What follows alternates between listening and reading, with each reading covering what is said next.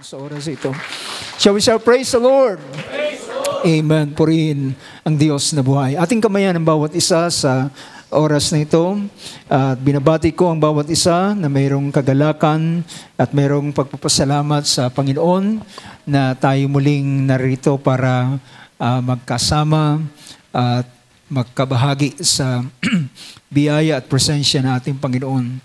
So, sa hindi pagkaabala ay ating basahin ang ating tekstong gagamitin hango sa Acts chapter 2 verse 33. Sabi rito ng chapter 2 verse 33. Sabi diyan, Therefore having been exalted to the right hand of God, and having received from the Father the promise of the Holy Spirit, He has poured forth this which ye both see and hear. Praise God. Tayo muling magsabi, Amen. Purihin ng Diyos, makakaupo tayo sa oras na ito. Panginoon, na magpala sa mga salitang binasa natin. At sa oras na ito, salamat sa biyaya ng Panginoon at sa mga ating pagtatagumpay na kung wala ang Panginoon na hindi tayo magtatagumpay. Kasi amen to that. Kung wala siya ay mananatili tayong gapian. Kung wala siya ay mananatili tayo sa ating buhay. Tayo ay patuloy na paglalaroan ng kaaway at paggagawa sa atin ang lahat ng gusto niyang gawin sa atin at siya ay magiging mananatiling ating Panginoon. Tayo alipin niya, ngunit salamat tinubos tayo at meron na tayo ngayong ibang Panginoon at ibang sinusunod dahilan meron ng ibang nagmamay-ari sa atin. Hallelujah. Pinaranas tayo ng kalayaan. Naalala ko ang batas ng Panginoon, ang mga batas na inilagay ng Panginoon sa Old Testament ito ay paglalarawan ng tunay na buhay ng mga anak ng Diyos, na ang tao ay pwede siyang maging alipin, pero salamat na lamang ang Diyos ay naglagay ng isang sabihin natin na isang batas na ang alipin ay hindi habang panahon alipin siya. Merong tinatawag na panahon ng paglaya. 6 years siyang maglilingkod, pero on the 7th year, pwede siyang lumaya. Kahit ano pa mang bagay, kahit kung meron siyang pagkakautang, lahat ng yon ay tapos na sa kanyang paglilingkod. At meron pang higit na bagay na pinakamainam, ito ay ang araw ng Jubilee, the 50th year, ng lahat ay makakalaya. Praise God. So kung dumating ang 50th year at yung isang tao ay 1 year pa lang nagsaserve, walang magagawa yung amo niya, lahat ay ipapatawad sa kanya yung lahat ng kanyang utang at siya ay uwi sa kanyang bahay na malaya. So salamat sa ang lahat ng yan ay mga anino ng kautusan na siyang ang katuparan niyang lahat ay kay Kristo Jesus. Ang karanasan ng mga tinubos ay ito ang kanilang magiging mga karanasan. Purihin ng Diyos. So, muli ay minabati ko na narito yung kapatid ni Brother Peter. Salamat sa Panginoon at nakasama natin siya. So, last Thursday ay it seems parang nagkaroon tayo ng parang evangelism. At may mga bisita tayo mula sa mga kapatid at kamag-anak ni Sister Lisa. Hopefully, dalangin ko sa Panginoon yung Thursday natin ay maging evangelism. At so ay nag-usap na kami ni Sister Lisa nung Sunday at kagaya ng aking in-announce ay sa biyaya ng Panginoon ay napakahalaga ng mga kapatiran natin dito mismo sa lugar na ito ng Baclaran. dahilan kayo ang gagamitin ng Panginoon sa lugar na ito. Pero tayo mga taga Cavite, huwag niyo namang sabihin na wala na tayong pwedeng gawin. Well, gawin natin kung ano nararapat, dali natin sa prayer, manalangin tayo, bawat panahon ay ating isama sa prayer ang pagtawag ng mga kaluluwa ng Panginoon, ang kaluluwa ng mga anak ng Panginoon, para dumating na ang isang panahon ng isang totoong o lubos na gathering ng lahat ng mga tinubos na ating Panginoon. So, at alam ko last Thursday, meron ding magandang testimony yung anak ni Barriobis Talisa. Siguro ay gusto kong mas maganda sana sa kanya natin marinig yung magandang testimony na ginawa ng Panginoon sa kanya, yung kagalingan na kanyang naranasan. So let's pray mga kapatid, dahilan still ang Panginoon is still nasa business pa rin siya ng pagtawag ng kaluluwa. Amen, can say amen. It's still in God, that's God's business. Yun pa rin ang pagtawag ng Panginoon until hanggang ang huling kaluluwa ay hindi pa natatawag, hanggat ang huling nakilala, nakalista ang kanyang pangalan sa aklat ng buhay, at hanggat hindi sila natatawag, naririto tayo at hahanapin natin sila. So tayo'y mananalangin. So who knows na yung mga iyon ay sa ating mga mahal sa buhay, kasama doon sa listahan ng Panginoon ng kanilang pangalan ay nakasulat sa aklat ng buhay na inilagay ng Panginoon bago pa itinatag ang sanlibutan. So, minsan meron tayong inaawit na there's a new name written in heaven, pero yun ay concept ng makatao na parang sa oras na ikaw ay tumanggap, sa oras na yun sa kaisusulat ang iyong pangalan. Well, hindi po yan ang biblical way. Sabi ng Banal na Kasulatan, our name is written before the foundation of the world. Because the Lamb has been slain from the foundation of the world. Hindi ka pa lumilitaw, wala pang mundo, wala pang alikabok, wala pang matter, wala pang time, wala pang space. Diyos pa lamang ang naroon. Siya ay nagpanukala na ng mga tao, mga kaluluwa na kanyang itinalaga para sa kaluwalhatian. Amen. Purihin ang Diyos. Sa oras na ito ay nais kong dumulog tayo sa paksa na ating pinag-uusapan. So, bibigyan ko ng pansin, last Sunday ay pinag-usapan natin about the promised Holy Spirit at para kanino ito ibinigay. So, nakita natin na kanino ba talaga ibinigay ang Banal na Espiritu? Para kanino ba talaga ang Espiritu Santo na ipinangako ng Panginoon? So, pinakita nga natin na dahilan sa ito'y pangako, ang pangako ay nakakabit sa tipan. So, sino man ang nasa bahagi ng tipan, para sa kanila ang pangako. So, yan ang bagay na pinaka-summary ng sinasabing the promised Holy Spirit and whom He is given. Para kanino siya binigay. So, hindi ito, I realize mga kapatid na hindi ko problema bakit may mga taong tumatanggap ng Espiritu and later on sila'y tumatalikod.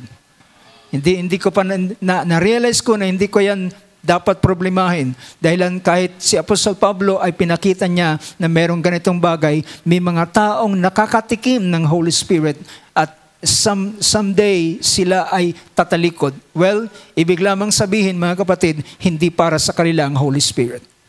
Dahilan ang Holy Spirit ay binigay na pangako ng mga nasa ilalim ng tipan. Lahat ng mga nasa ilalim ng tipan ay sila ang pinapagkakalooban ng Banal na Espiritu. So, sa oras na ito, ay gusto kong tuloy ang kaisipang yan. Ngunit ang ating bibigyan ng pansin is about the outpouring of the Holy Spirit. the outpouring of the Holy Spirit. So, makikita natin na ito'y malinaw sa banal na kasulatan paano ang banal na Espiritu ay ibinuhos. At ano ang naganap? At ito'y pangako, pero ang pangakong ito ay hindi ito magaganap maliban ang isang bagay ay mangyari. So, dito sa verse na ito, ang ating binasa ay pinakita riyan ng pangusap. Ito ay preaching ni Peter sa araw ng Pentecost. Sa araw ng Pentecost na dito unang, sabihin natin, freshly na dumating ang banal na Espiritu. Ito ang pinakaunang pagdating ng Espiritu Santo, and that's the reason tinawag ito ng ating Panginoon na as John the Baptist, kung si Juan Bautista ay binautismuhan, nagbabautismo sa apoy, kayo ay mababautismuhan ng Espiritu Santo, hindi na magtatagal pa. So ito yung pagdating ng Holy Spirit na ito'y tinawag na bautismo. So meron akong nakitang mga bagay na nagpapakita yung salitang bautismo ay ano ang mga bagay na kaakibat na o kahulugan nito. At pinakita ng banal na kasulatan na meron lamang isang bautismo, at pinakita na ito ay isang karanasan, mga unang karanasan ng isang mananampalataya. Kumbaga pa ngayon ay may mga fraternity, so I just want to use that as an example. Merong fraternity, at sa fraternity meron silang tinatawag na initiation. Diba? Yung initiation, meron silang ipaparanas. At kapag nakapasa ka, naranasan mo yung bagay na ito, then nakapasa ka, then ikaw ay bibilang nilang miyembro ng kanilang fraternity. Well, alam nyo mga kapatid, hindi yan bago, dahilan ito ay pinapakita na gayon din ang ilan sa mga salita ng Diyos. So hindi yun ang aking bibigyan ng pansin sa umagang ito, pero someday ay bigyan natin ng pansin ng paksang yan. Pero dito tayo sa the outpouring of the Holy Spirit. Sa verse na ito na ating binasa, sa Acts chapter 2 verse 3, ay pinakita ron, palibhasa nga'y pinangaral ng pinarangal ng kanang kamay ng Diyos. So pansin ninyo yung pangungusap na ito. Ang tinutukoy dito ay sa preaching ni Peter sa araw ng Pentecost, ay una nagdepensa siya sa mga karanasan ng mga mananampalataya. Sa karanasan ng 120 soul na naroon sa upper room, na sila ay nagsalita ng wika, at sila ay maingay, sumisigaw, at nagpupuri sa Panginoon, at sila ay nagsasalita hindi lamang ng instame ng lips, hindi lamang ng salitang hindi naintindihan, kundi lengguwahe ang kanilang sinasalita. Nagsasalita sila ng other language. At dahilan ito ay other language, ito ay naintindihan ng mga tao na naroon, na sila'y lehitimo o talagang tagaroon sa lugar na yon, at yun yung kanilang native language.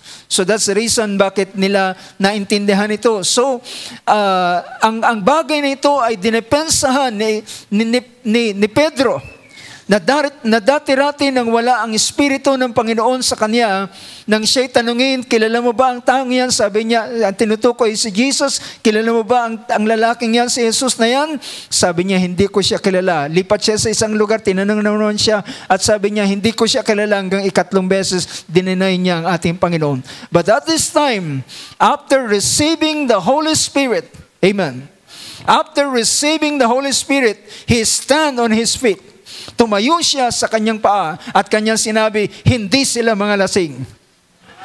Siya ay tumayo in defense doon sa karanasan ng mga mananampalataya na kasama niya na nagsasalita rin ng wika. At nagsabi siya, hindi sila mga lasing, ito ay katuparan ng hula ni Propeta Joel. Well, naging alam ni Peter ang prophecy ni Joel. Well, alam nyo, ang mga taong ito ay mga unlearned. Pero hindi dahilan sa unlearned sila, wala na silang alam. Pero dahilan sa ang Espiritu Santo ay gumawa sa kanila. Nagsalita sa kanila ng mga bagay na ito ay kinote ni Peter ang napakalinaw na sulat o hula ni Prophet Joel. Na ito ay kanyang sinaysay na napakalinaw. At pagkatapos niyang isaysay, siya ay nangaral para sa Israel at sabi niya, mga kapatid ko, mga tao sa Israel, makinig kayo. At ipinangalan niya si Jesus. Kanyang ipinatotoo sa kanila si Jesus na dating kanyang tinatanggihan. Kanyang dating dinideny na hindi niya kilala. So, mga kapatid, pagdating sa pagpapatotoo sa Panginoon, hindi natin lamang kailangan ng lakas ng loob.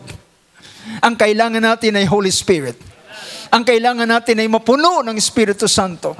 Dahilan ang pagkapuno lamang ng Espiritu ang siyang mag-enable sa iyo at mag-energize sa iyo para magpatotoo ng bagay ng Diyos.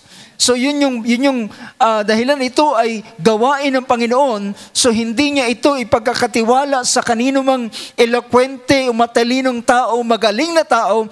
Ang mga taong ito na kanyang gagawing witness ay lalagyan niya ng kanyang espiritu. Para maisagawa niya ang bagay na dapat niyang gawin, eksakto ayon sa kalooban ng Panginoon. So, nangaral siya at sa bandang huli, ay nagsalita siya, therefore, ibig sabihin nasa sukdulan na, nasa conclusion na yung kanyang pangangaral. Kaya sabi niya, palibhasa, sabi ron, being therefore, having been exalted, palibhasa nga'y pinarangal ng kanang kamay ng Diyos. Sino ang tinutukoy dito? Is Jesus Christ. Si Jesus na kanilang pinatay, tinanggihan, mas pinili nila ang isang magnanakaw na palayain kaysa sa Jesus na taga Nazareth, na si Jesus na tinatawag na hari ng mga Hudyo. Mas pinili nila si Barabas at kanilang pinapatay si Jesus.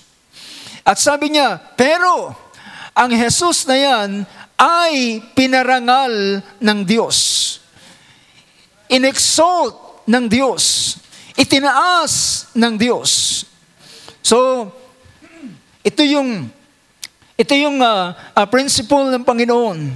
Well, ang ating Panginoon ay hinamak, mababa ang yung kanyang na pakinggan natin is yung kanyang beginning, yung kanyang pasimula ay simple lamang, pero yung kanyang end is great.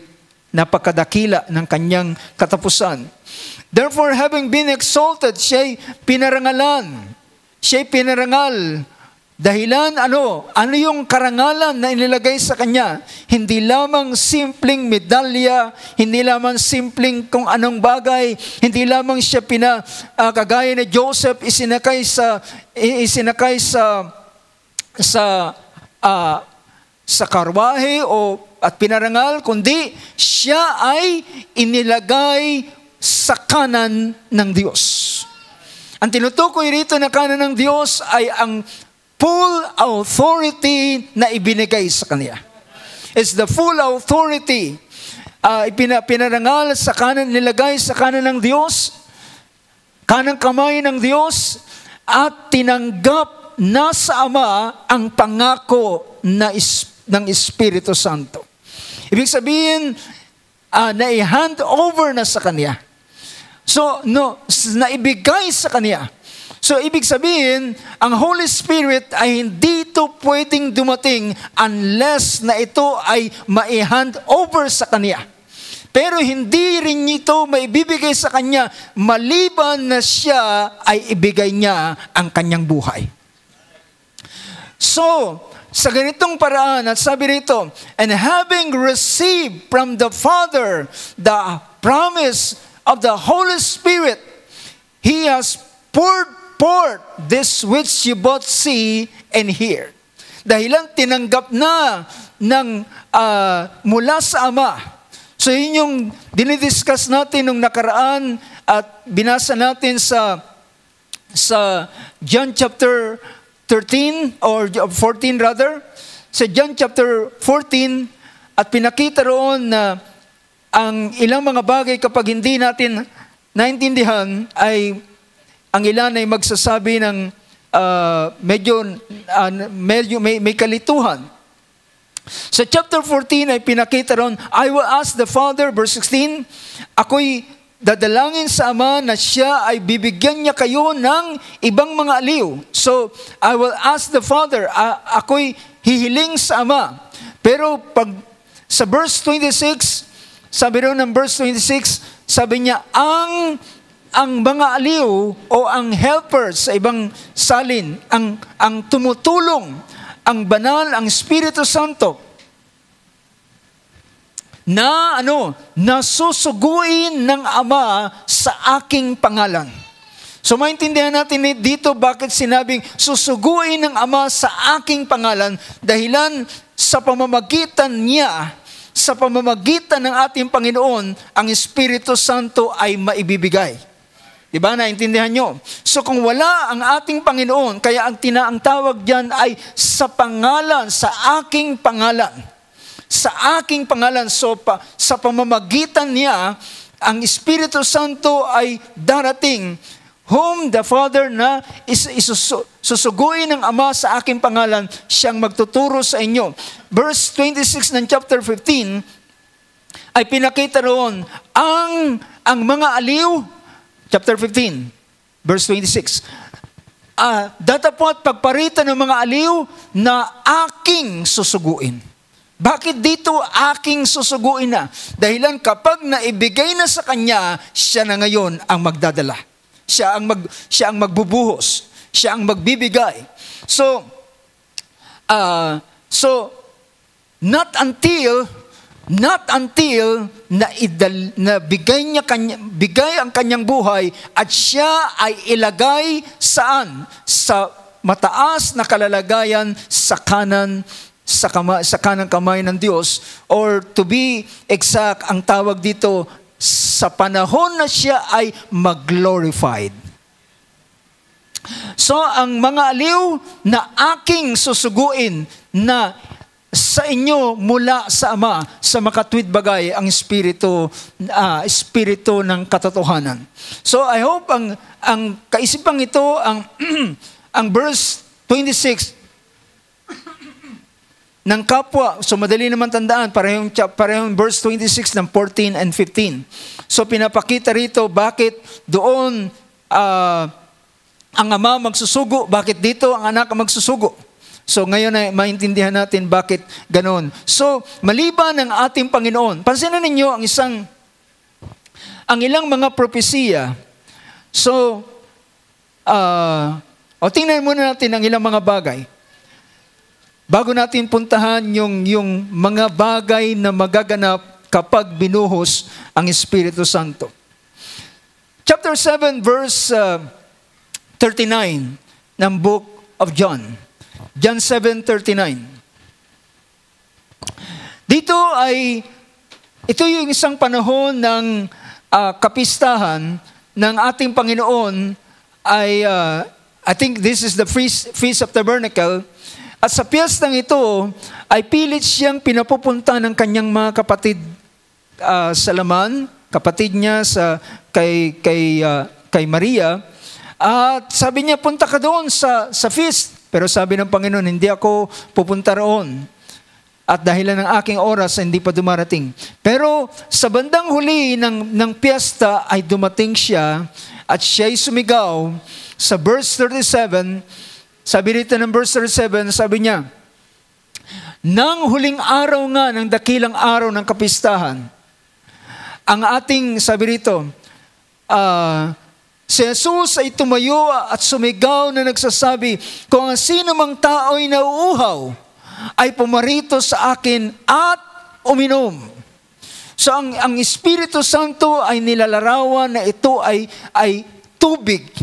Ito ay tubig ng buhay na inoffer ng Panginoon doon sa babae, doon sa balon ni Jacob, na kanyang sinabi, kung nalalaman mo lamang ang kaloob ng Diyos, ikaw ang hihingi sa kanya ng tubig at ikaw ay bibigyan niya ng tubig ng buhay na upang hindi ka na mauhaw pa. Doon siya nagkaroon ng interest. But at this time, so tinatawag yung Espiritu Santo na kagaya ng tubig na ito ay iniinom.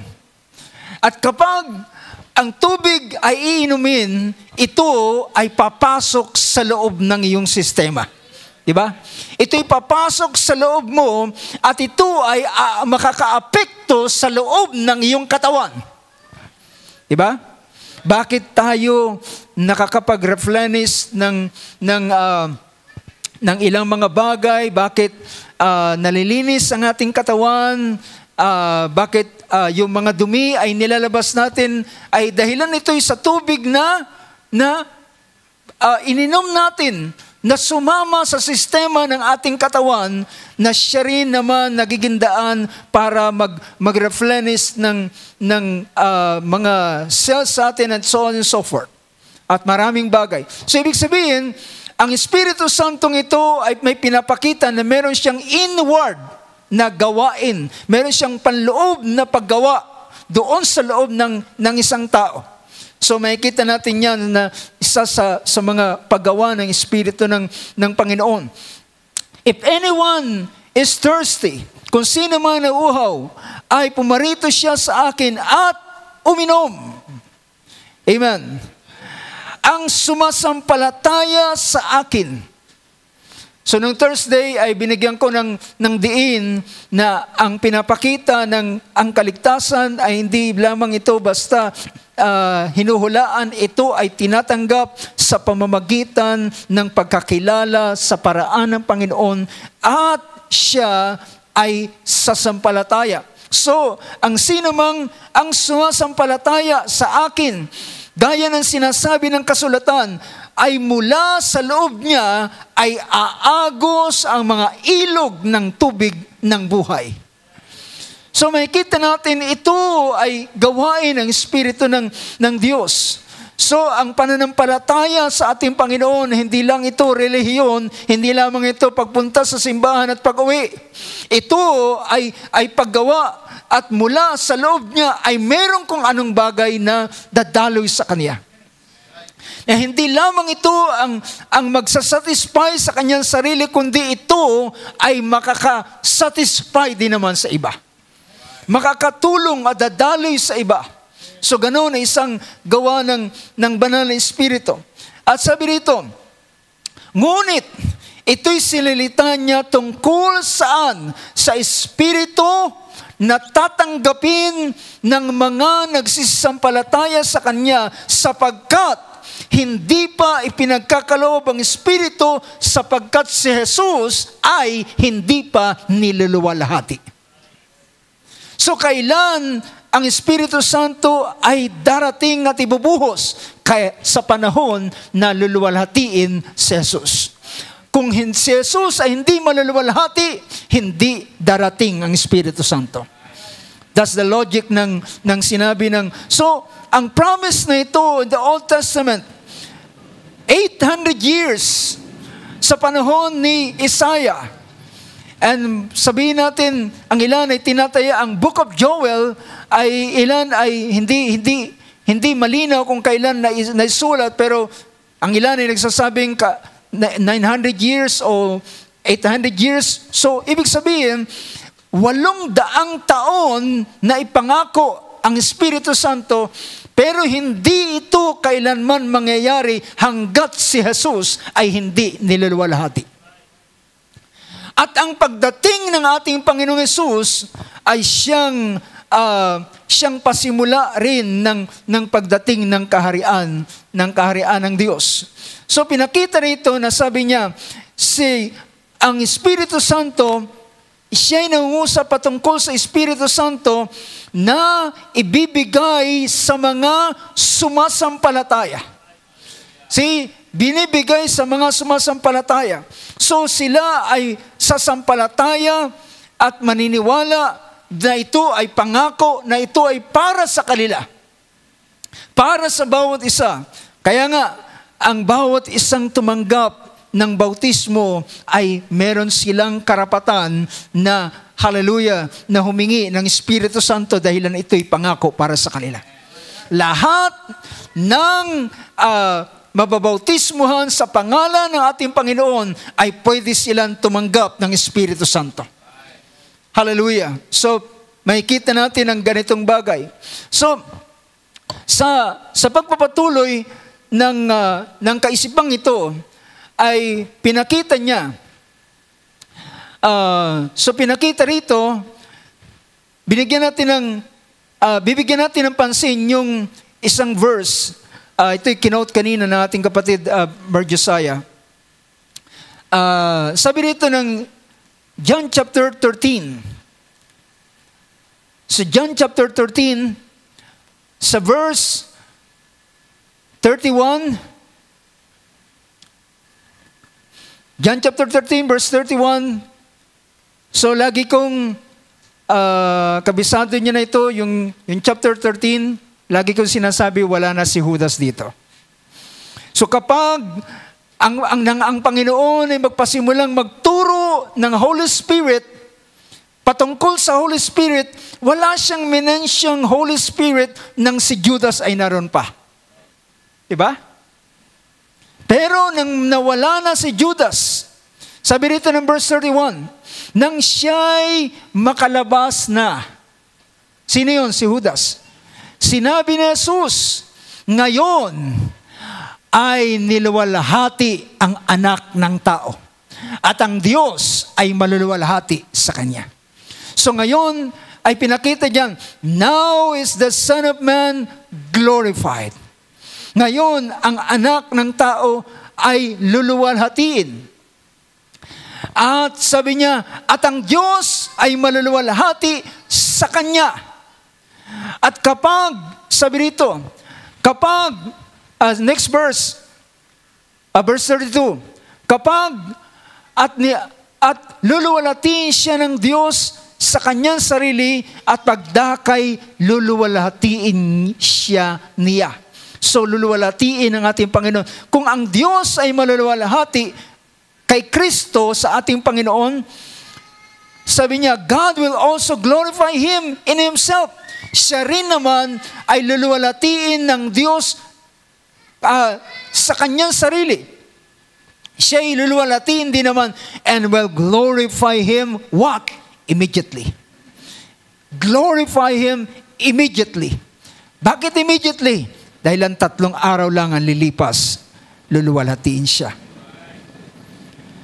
3 araw ang lilipas at ilang araw ang lumipas at pag-alis niya sa mga alagad, pag-akyat niya sa langit, ang sabi ng banal na sulatan, siya umupo sa kanan ng Diyos and then ang Holy Spirit ay binuhos.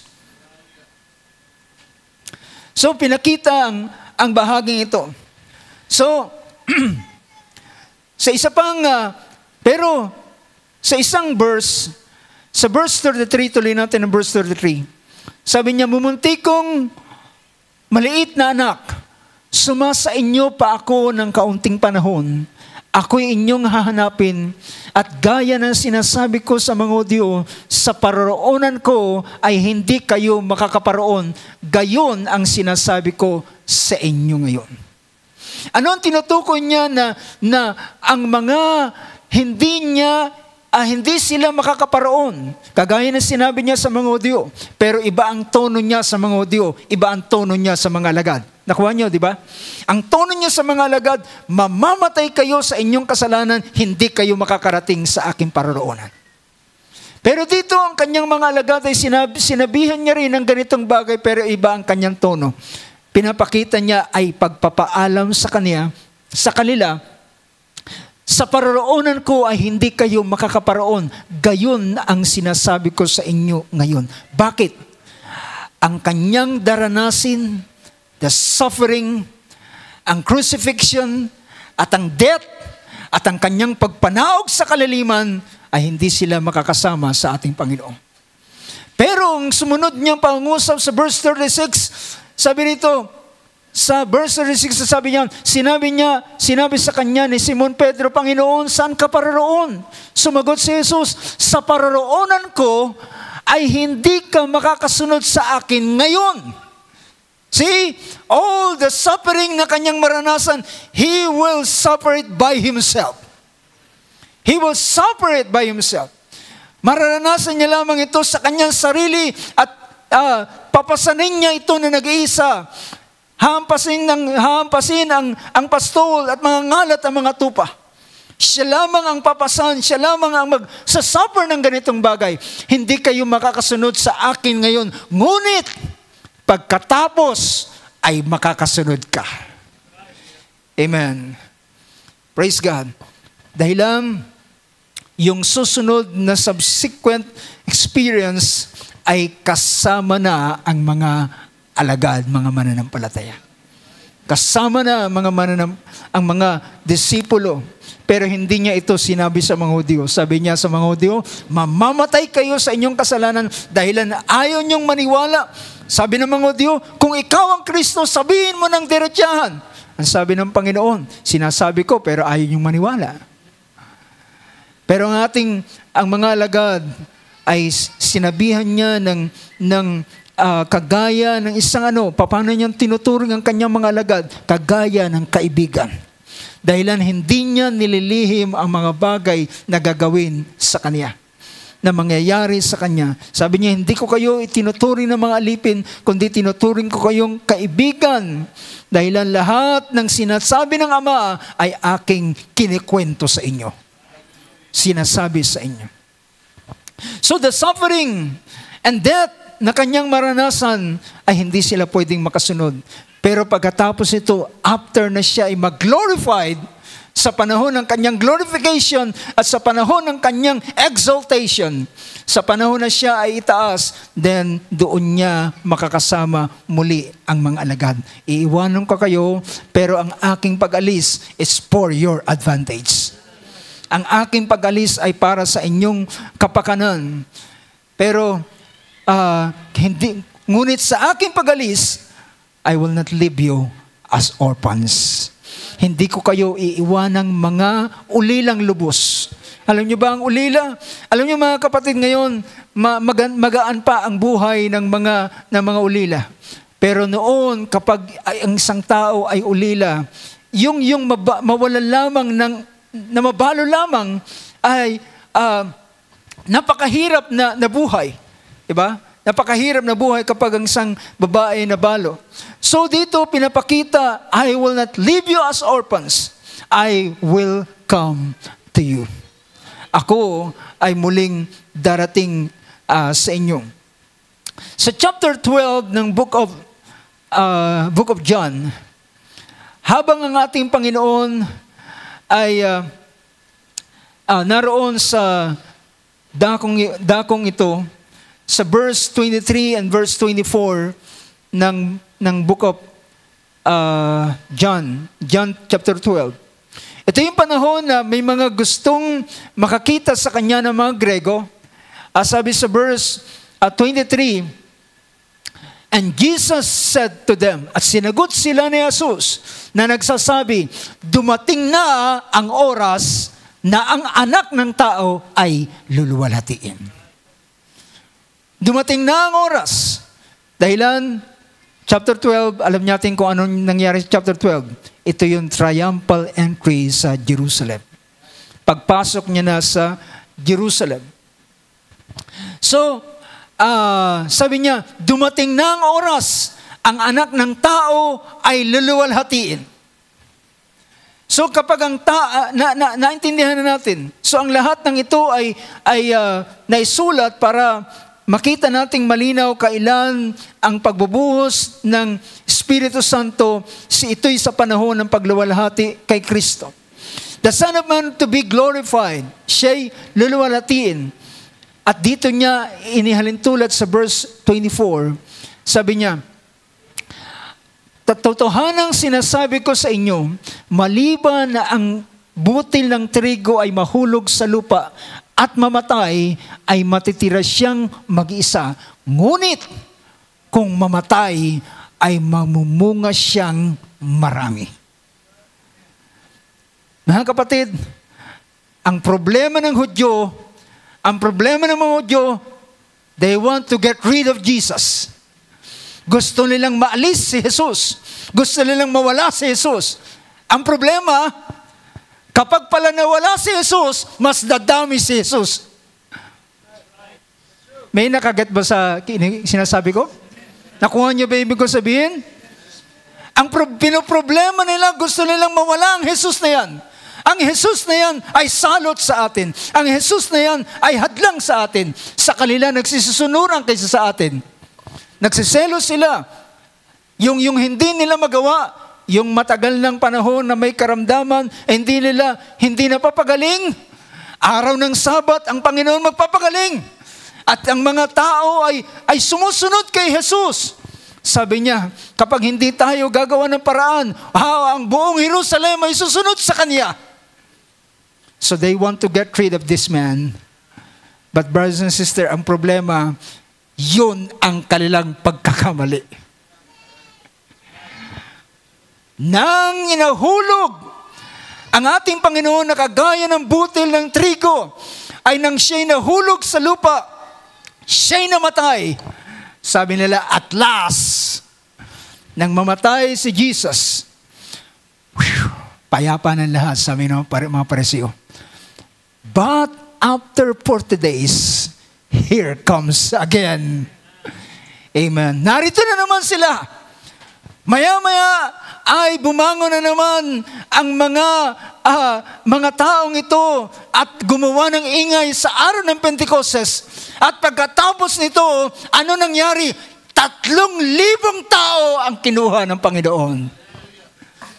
Mas marami pa ang kinuha sa panahon. Kaya sabi natin, Panginoon, sino mang sumasampalataya sa akin, ay magagawa nila ang aking ginawa, higit pa sa aking ginawa, dahilan ako'y paroroon sa Ama. Mas marami ang natawag sa araw ng Pentecostes. 3,000 souls. So, sabi niya, ang hindi niya alam, ito ay principle of multiplication. Gusto nilang patayin si Jesus, pero hindi nila alam, pagkatapos ni Jesus, ay maraming babangon na katulad ni Jesus. Why? Dahilan, ibibigay ni Jesus, imumultiply niya ang kanyang sarili. Diba? Yan ang para mas maging mabilis ang success, imultiply mo yung sarili mo. At ganoon ang ginawa ng ating Panginoon. Kaya sabi niya, mas maraming bagay na kayong magagawa. Kaya sabi ron, it remains alone. But, ngunit kung mamatay, ay magbubunga ng marami. Pag nagtanim ka ng isang butil ng mais, pag namunga yan, hindi lamang na may isang butil, hindi lang isang mais, pero yung isang mais na yun, napakaraming butil. Diba? Ilang daan yung butil na yun. Pero hindi lamang siya isang mamumunga. Tuloy-tuloy ang kanyang pagbubunga. Praise God. So pinakita natin, Panginoon, this is the principle of multiplication. Pagmumultiply. So, pinakita dyan, ang anak ng tao ay luluwalhatiin. So dito, after na ang ating Panginoon ay mangyari ang lahat ng bagay, siya'y dinala ni Judas ang mga soldiers at siya hinuli. At nang nasa kamay nila si Jesus, tuwan-tuwa na sila. At last, nakuha na natin. At ang ginawa nila, nagbangon sila ng mga false witnesses. Just to pin down para patunayan na ang taong ito ay nakasala. Pero yung mga witnesses nila ay hindi nagtutugma ang kanilang mga sinasabi. Pero ganun pa man, hallelujah, nangyari kung ano ang plano ng Diyos Ama sa kanyang panukala. Ibinigay ang ating Panginoon at siya'y pinatay. Praise God. At nang matapos ang ikatlong araw, mga kapatid, ang banal na kasulatan na nagsabi, siya'y nagbuhay na mag-uli at siya'y nagpakita sa mga alagad at ang kagalakan ng mga alagad ay gayon na lamang, sabi ng pangyayari ito sa bawat mga alagad ng ating Panginoon. So, tingnan natin. Now, gusto kong we're very familiar sa mga bagay na nangyari sa Book of Acts. Pero gusto kong mag-review tayo, balik tayo sa prophecy. Dahil doon natin maintindihan, doon sa prophecy, ano-ano ang mga bagay na magaganap sa panahon ng pagbubuhos ng Espiritu Santo.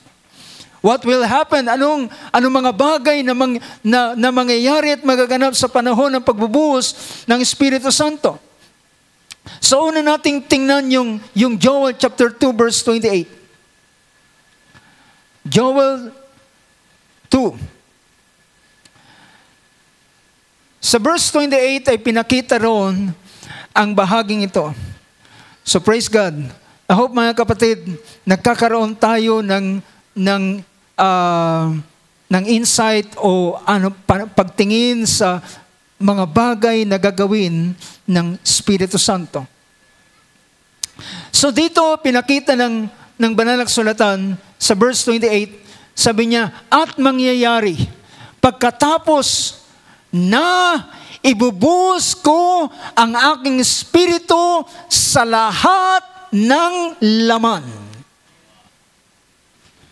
This is very strange, mga kapatid. Alam niyo kung bakit? Dahilan sa Old Testament, piling-piling mga tao ang dinaratnan ng Holy Spirit. Di ba? Piling-piling mga tao. Pero, yung mga taong ito na dinadatnan ng Espiritu ng Diyos, na kanyang pinupuno ng Espiritu ng Diyos, ay sila, ang Diyos ay may plano sa kanila, kaya sila nilalagyan ng Espiritu ng Diyos. So that's the idea. So yung idea ng ito is the same way ng kanyang ibibigay ang Espiritu Santo. So ibig sabihin, ang bawat isa na bibigyan ng Espiritu Santo, binigyan at bibigyan pa, lahat sila ang Diyos ay may plano sa kanila. May gustong ipagawa ang Diyos sa kanila. May gustong ipagawa sa kanila ang Diyos. Dahilan kung sasabihin lang ng Panginoon sa kanila, gawin mo ito, well, lahat ng bagay gagawin mo, well, mag-aaral ka, mag-study ka para pag-aralan mo paano mo gagawin. Pero hindi ganoon ang Panginoon. Kapag meron siyang gustong ipagawa, ang kanyang gagawin, pupuspusin niya ng Espiritu Santo ang isang tao upang magawa niya exactly. Diba? Dahilan kung hindi niya ilalagay yung kanyang kaisipan at yung kanyang kapangyarihan at yung kakayanan sa kanya, well, magkakaroon sila ng trial and error. Sabi nila, Panginoon, ginawa ko ito, okay na ba yan? Well, sabi, reject. Balik. Back job. Pero mga kapatid, yun ang purpose ng Holy Spirit.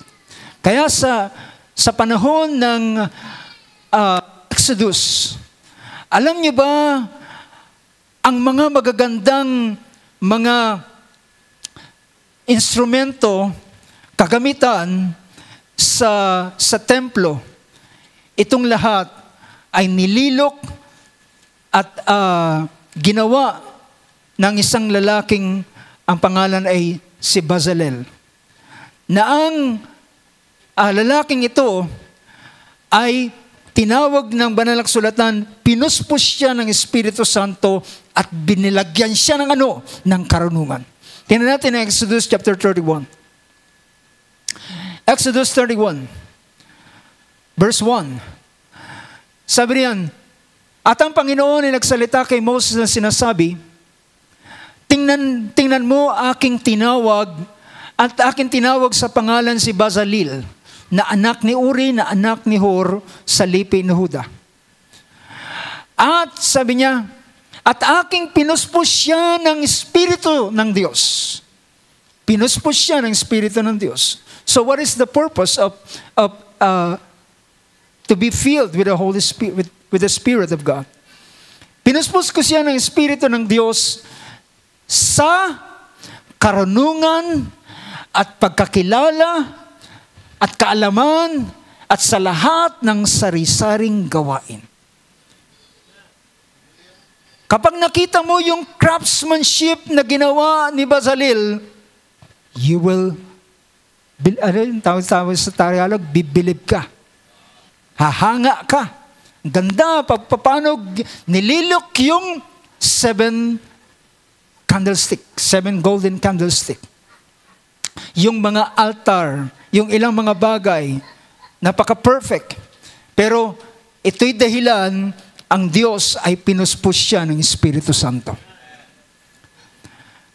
Pinuspos siya ng Espiritu at sabi rito, tama ba? Verse 3. Verse 4, sabi niya, upang kumatha ng mga gawang kaaya-aya, upang gumawa sa ginto, sa pilak at sa tanso. So naging jack of all trade. Kahit ginto, pilak, tanso, ay meron siyang ganitong kakayanan. Hindi mo siya pupurihin, ang galing mo naman, Bezaleel. Well, ito'y dahilan sa Espiritu ng Diyos na naroon sa kanya.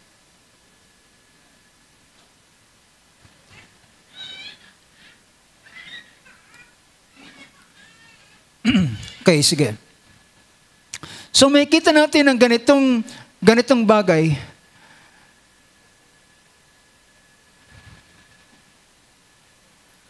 Kakilala ba ito niya, no?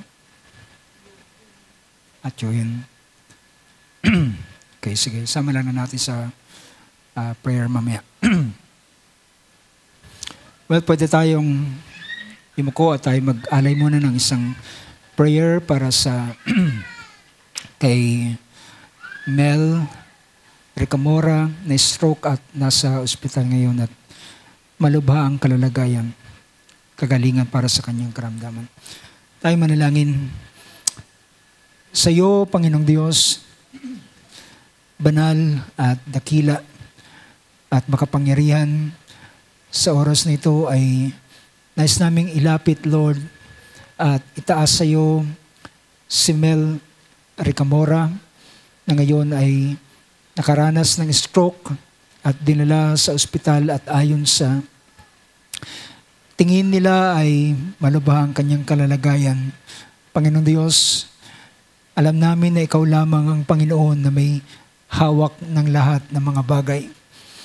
Kaming mga tao ay laging nakukot in a surprise, Lord. Ngunit ikaw, Panginoon, ay nalalaman mo ang lahat ng bagay. Lord, tinataas namin si Mel Ricamora sa oras na ito. Ikaw ang Panginoon na humawak sa kanya. Maring siya ay dinala sa ospital. Ngunit Lord, ang ospital ay walang anumang bagay na magagawa. Meron silang pwedeng ilapat sa kanya, pero alam namin, Lord, ikaw lamang ang siyang makapagliligtas ng buhay dahilan ikaw ang may-ari ng buhay, Panginoon. Kaya sa oras na ito, amin siyang dinudulog sa panalangin sa iyo. Panginoon, dalangin namin na ang kapatid na ito ay makarecover at siya ay iyong lingapin, Panginoon. Kami ay sama-samang dumudulog sa panalangin sa oras na ito upang siya ay itaas sa iyo dahilan ang tangi namin may gagawa ay dalihin sa iyong paanan at ilagay at kami sumamo at magpahayag na aming supplication sa iyo na mahabag ka, Panginoon, sa taong ito. Lord, sa iyong kamay namin, pinakakatiwala siya sa pangalan ng aming Panginoon Jesus. Amen. Praise God. And Diyos ang mag-bless sa kapatid na ito. So ngayon ay dito sa bahaging ito na ating binibigyan ng pansin.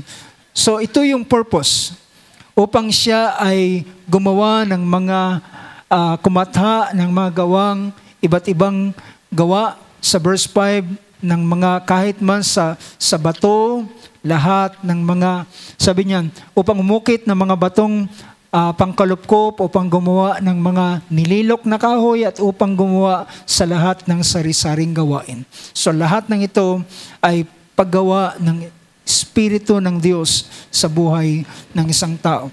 So, kung babalikan natin yung hula sa Joel chapter 2, pinakita diyan na ibubuhos ng Diyos ang kanyang Espiritu sa lahat ng laman. Paano ito nangyari? Bakit nangyari sa lahat ng laman? Sa lahat ng tao? Well, dahilan, mga kapatid, ang ating Panginoon ay niluwalhati. You get the point? Ang ating Panginoon ay naluwalhati. At nang siya ay inihandog niya ang kanyang sarili, ano nangyari? Sabi ng Banal na Sulatan, nakamtan ng ating Panginoon ang walang hanggang katubusan. Ang kapatawaran ng lahat ng kasalanan ng buong mundo. At nang makamtan niya ang kapatawaran, ay ito'y sinabi ni Apostol Juan, sabi niya, hindi lamang siya pampalubag loob sa ating kasalanan, kundi ng buong mundo, buong sanlibutan. So pinakita rito na na-cover ng ating Panginoon ng dugo niya ang kasalanan ng buong sangkatauhan. And that's the reason, mga kapatid, bakit pwedeng maranasan ito ng lahat ng taong tatawag sa Panginoon. Do you get the point? Bakit pwede nang maranasan ng bawat tao ang Espiritu ng Diyos? Dahilan ang ating Panginoon ay inialay niya ang kanyang buhay at siya ay niluwalhati at ang Diyos ay nalugod at ang kanyang tiningnan, hindi ang mundo, hindi ang sanlibutan, hindi ang kasalanan ng sanlibutan, ang kanyang tiningnan ay ang kanyang anak. Diba? Ang anak, ang kanyang tiningnan, yan ang dahilan na ibuhos ang Espiritu Santo at ngayon, ang bawat tao ay pwedeng makaranas ng Espiritu. So, I will pour out my Spirit on all mankind, sa lahat ng laman. Pero, meron pa ring mga particular na tinukoy dito at sabi niya, at ang inyong mga anak. Hindi lang ito yung sinasabing anak mo, ang tinutukoy dito ay mga anak sa pangako. Nakuha niyo yung punto ng idea ng kanino ibinigay ang Espiritu Santo. In particular, yung purpose talaga ng pagbibigay ng Espiritu Santo ay para tubusin ang mga anak. Galatians chapter 4, dahilan sila ay anak, ay binigay at sinugo ang Espiritu ng Diyos sa kanila upang sila ay matubos. So lahat ng laman, but in particular, at ang inyong mga anak, ang tinutukoy dito ay mga Israelita o anak ni Abraham. Inyong mga anak na lalaki, babae ay manghuhula, ang inyong mga matatanda ay magsisipanaginip ng mga panaginip, ang inyong mga binata ay makakita ng mga pangitain. At sa lahat, sabi niya, verse 29, at sa mga lingkod na lalaki at babae naman ay bubuhos ko sa mga araw na iyon ng aking Espiritu. So kung merong in general, pero meron din siyang in particular na pinakita na makakaranas ng pagbubuhos ng Espiritu. So kinote yung mga bagay na mangyayari sa araw ng dakilang araw ng kakilakilabot na araw ng Panginoon sa 30 and 31. Verse 32, so alam natin na yung 30 and 31 ay magaganap ito sa the day of the Lord, ang araw ng Panginoon. Pero verse 32, sabi ng verse 32, sabi niya, at mangyayari. Ibig sabihin, at magaganap. It will come to pass. Ito'y may isa sa katuparan. At mangyayari na ang sino mang tumawag sa pangalan ng Panginoon ay maliligtas. Magkakaroon ng kalipagliligtas sa buong sanlibutan. Kaya ang sabi ng Panginoon sa mga alagad, sabi niya, huwag kayong alis, antayin ninyo, pumunta sa Jerusalem, huwag kayong alis hanggat hindi kayo nasasangkapan ng kapangyarihan mula sa kaitaasan. Hanggat hindi kayo nasasaplutan. Yung salitang pagsasaplot, mga kapatid, ay sa labas. Diba? Upon you. So, at sabi niya, at kayo ay magiging saksi sa Jerusalem, sa Judea, sa Samaria, hanggang sa kahuli-huling bahagi ng sanlibutan. Sabi niya, ay sila ay magiging mga saksi. At mangyayari na lahat, sino man natatawag sa pangalan ng Panginoon ay maliligtas. At sabi rito, tama ba? Verse 32? At lahat, sabi niya, mangyayari sino mang tumawag sa pangalan ng Panginoon ay maliligtas. So yun yung isang bagay. So pinapakita nito ng ibang bahagi ang verse 32. Pero, so yan yung pinaka mangyayari sa panahon ng pagbubuhos ng Espiritu Santo. Tingnan pa natin ang isang prophecy sa Isaiah chapter 45. Isaiah 45, sabi rito, ng hulang ito.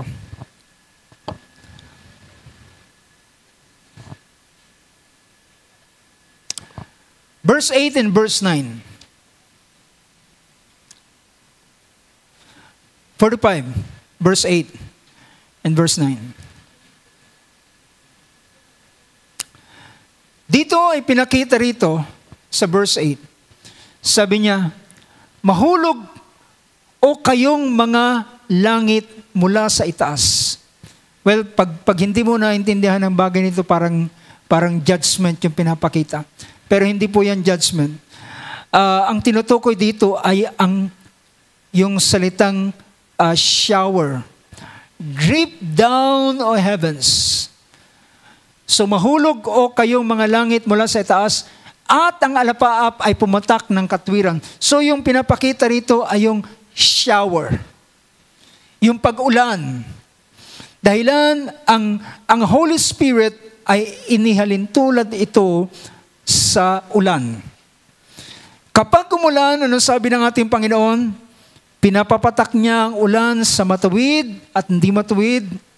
Pinapasikat ang araw sa ganap at hindi ganap. So, ito talaga yung pinapakita na sa pagbubuhos ng Espiritu ay ang lahat ng laman ay makaka-benefits. Diba? So, sa English, drip down, O heavens, from above. At sabi niya, at ang alapaap ay pumatak ng katwiran. Ang alapaap ay umulan ng katwiran. So makikita natin na ganito yung pinapakita ng pagbubuhos ng Espiritu. At sabi niya, let the clouds pour down, bayan ng alapaap ay pumatak ng katwiran. Bakit mayroong papatak na katwiran? Bakit mayroong ibubuhos na katwiran? Dahilan sa panahong yon ay mayroong kapatawaran sa lahat ng kasalanan. May pagpapatawad sa lahat ng kasalanan. At kung ang bawat isa ay papatawad ang kanilang kasalanan, ano ang kalalagayan ng isang taong pinatawad? Matuwid sa harapan ng Panginoon. Ang bawat isa ay aariing matuwid sa araw na yun. Bubuhos ang katwiran. Bubuhos ang dahilan magkakaroon ng justification. Pag-aaring ganap alang-alang kay Kristo Jesus. Dahilan kay Kristo Jesus, merong pagpapatawad ng kasalanan. At ang kapatawaran ito ay hindi ito katulad sa Old Testament na tinatakpan. Ang gagawin, ang kapatawaran na ito ay iba-blot out ang lahat ng kanyang sala. So, bayaan ng alapaap ay pumatak ng katwiran. Bumuka ang lupa. See? So we can English, let the earth open up and salvation bear fruit. So, bakit ginamit yung salita rito sa English na let the earth? Habang tinitingnan ko ang ilang mga prophecy patungkol sa pagbubuhos ng Espiritu, kapag ang Espiritu ay bubuhos sa lahat ng laman, ginagamit yung salitang earth. Pero, tandaan natin, merong pangakong pagbubuhos ng Espiritu ng Diyos sa Israel. How many can say amen to that? Merong pagbubuhos ng Espiritu ng Diyos sa Israel. At mababasa natin yan, ang prophecy yan. Wala tayong sapat na panahon para basahin. Pero, pag pinag-usapan ang pagbubuhos ng Diyos sa Israel, ang ginagamit ay land. Diba? Dahilan ang tinutukoy dito is particular na lupain ng Israel. Land. Pero dito is earth. Sa wikang English ay earth. Let the earth open up and salvation bear fruit. Amen. Ang linaw ng prophecy, mga kapatid. Pinapakita kung ano ang magaganap sa panahon ng pagbubuhos ng Espiritu ng Diyos. Salvation.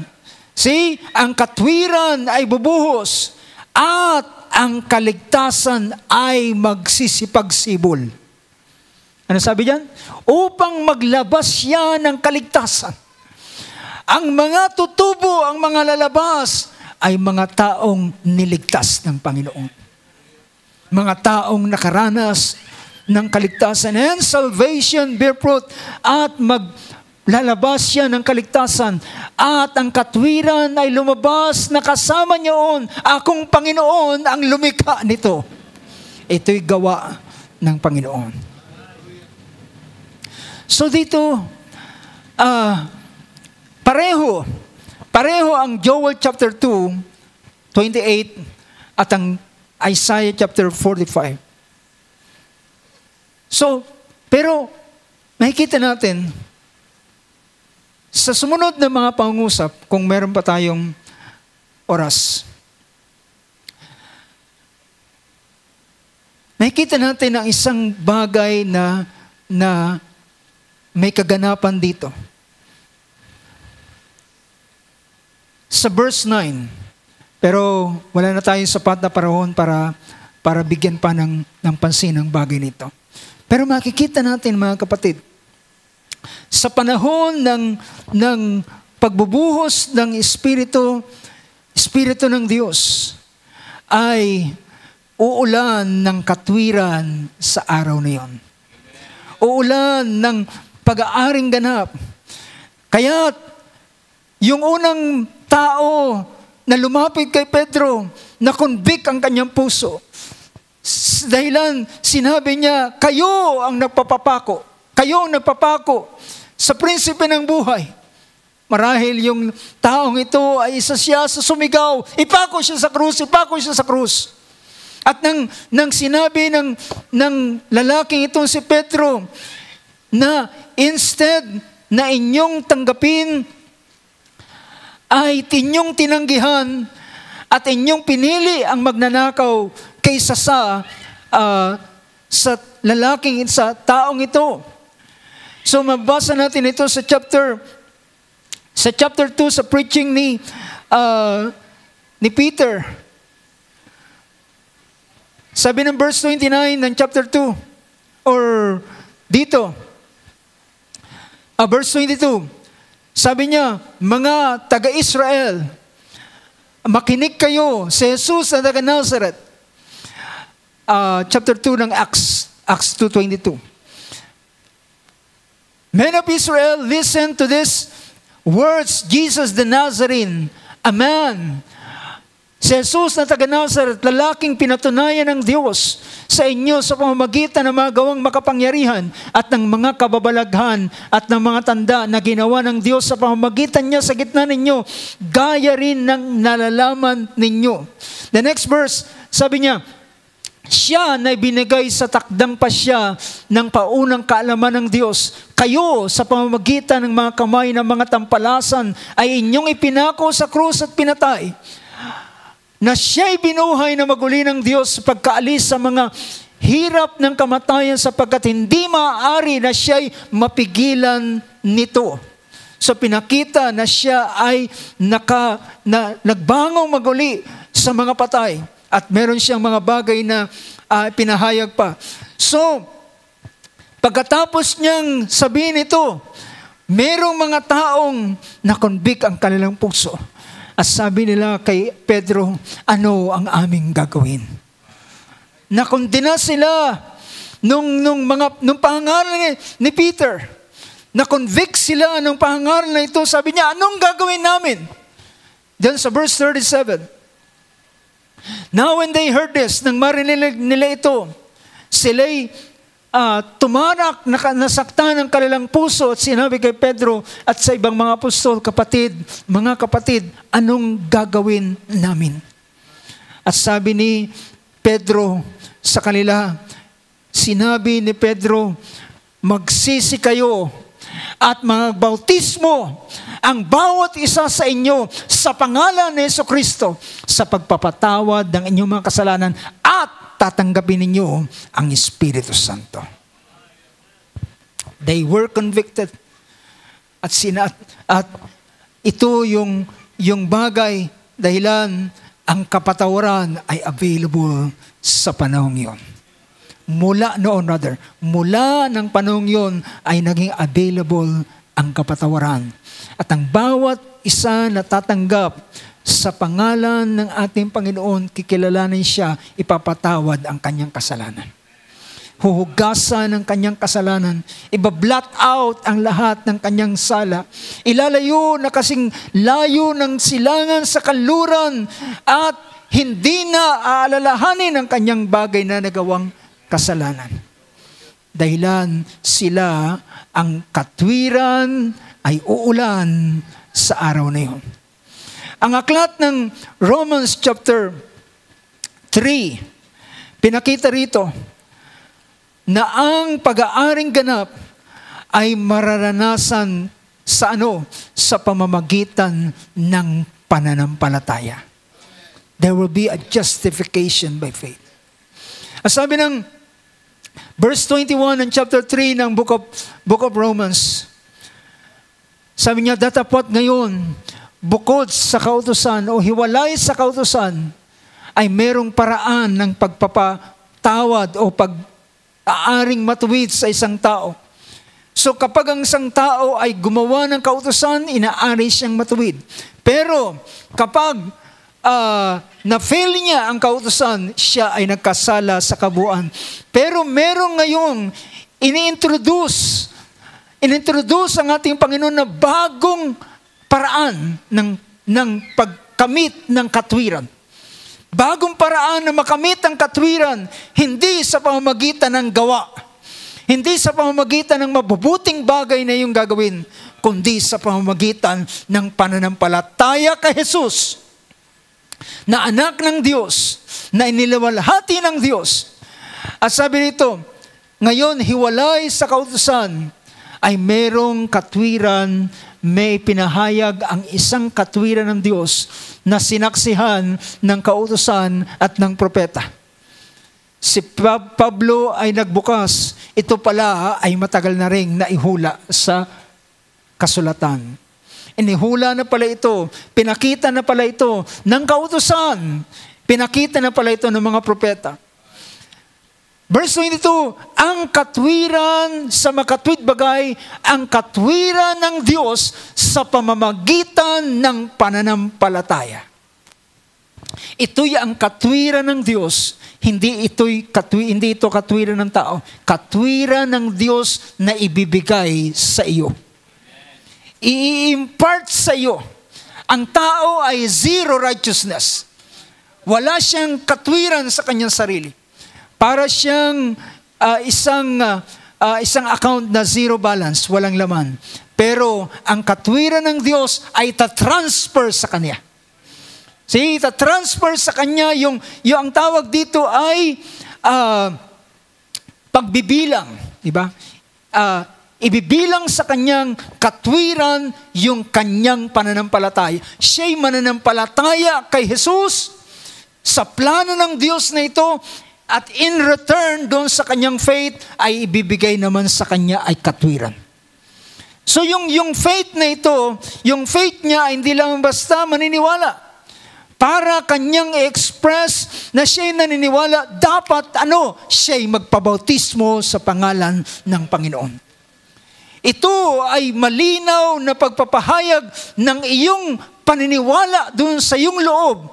Sa loob mo na ikaw ay naniniwala at ang iyong pagpapabautismo ay isang outward expression na ikaw nga ay sumasampalataya. So ito ay even the righteousness of God through faith in Jesus Christ. Ang katwiran ng Diyos sa pamamagitan ng pananampalataya kay Jesucristo sa lahat ng mga nagsisisampalataya, maging sino ka man. Lahat ng laman sa buong mundo, maging sino ka man, ang sino mang sasampalataya ay aariing ganap. At tatanggap siya sapagkat walang pagkakaiba sa kanila. Hudyo, Grego, barbaro o sino pa mang tao, kapag siya ay maniniwala kay Jesus, uulan ng katwiran sa kanya. Bubuhos ang katwiran sa kanya at ang pangakong Espiritu ay kanyang tatanggapin. Dahil ang sabi rito, lahat ay walang pagkakaiba.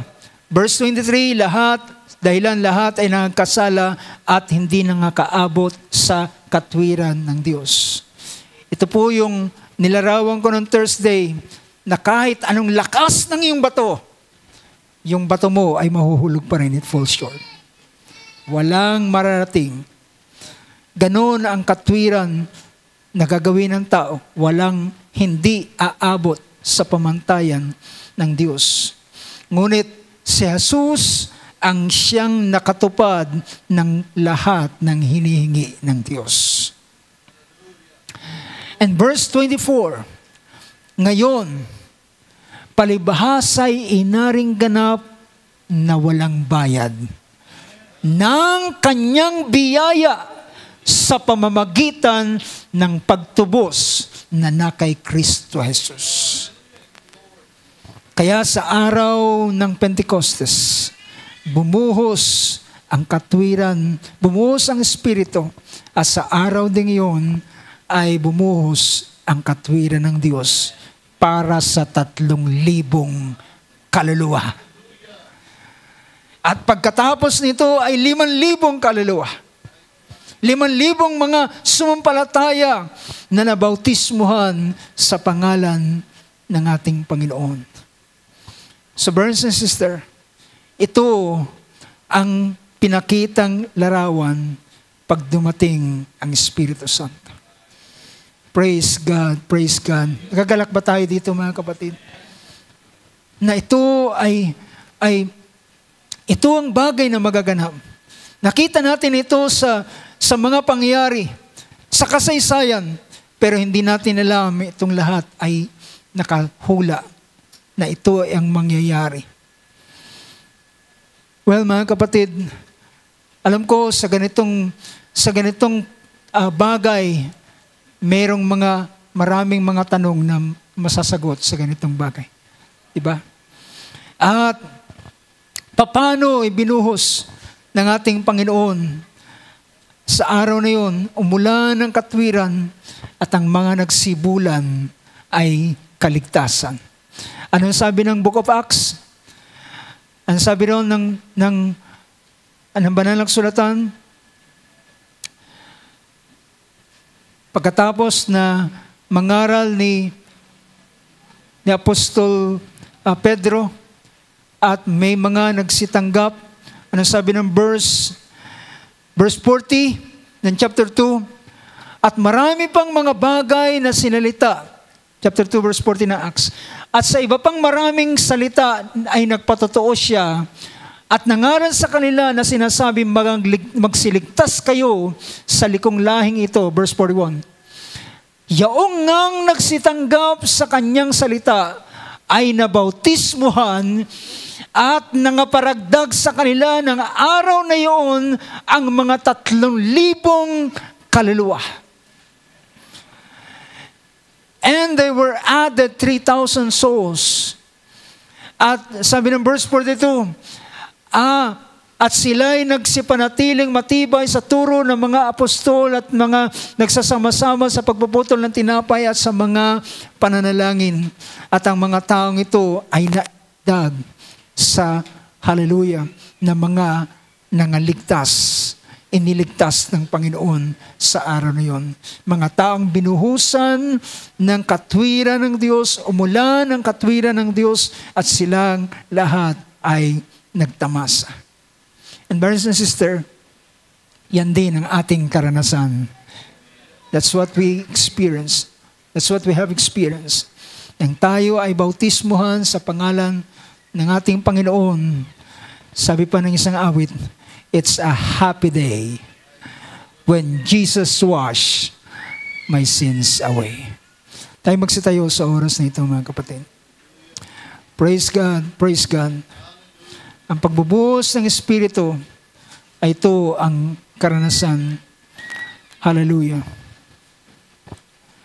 Praise God.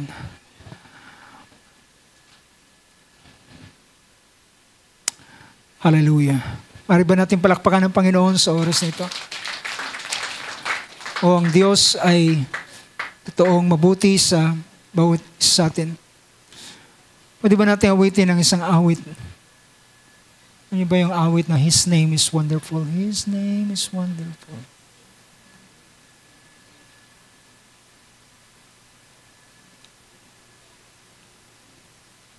Awitin natin ang awit na yan.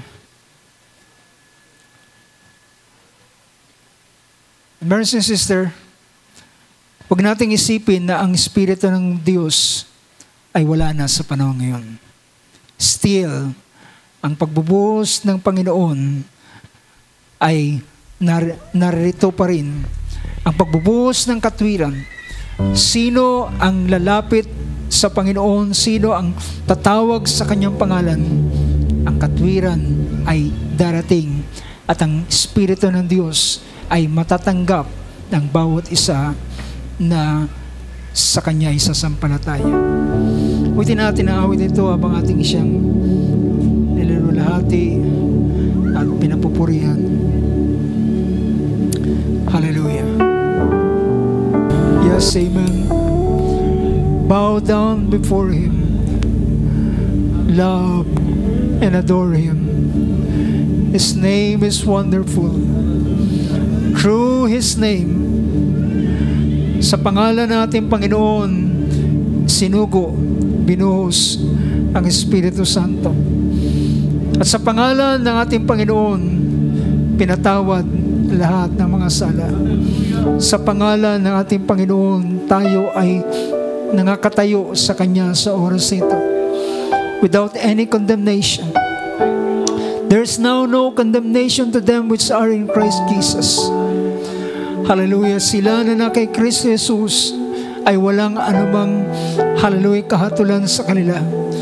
Paano sila tulan? Ang kanilang sala ay nalis at pinawi. Ang kanilang kalalagayan sa harapan ng Diyos ay matuwid. Ang kanilang tayo sa harapan ng Panginoon, hallelujah, ng Diyos, hallelujah, isang kagaya ng isang taong bagong panganak na walang nagawang kasalanan. Oh, blessed be your name, O Lord God. Truly your name is wonderful.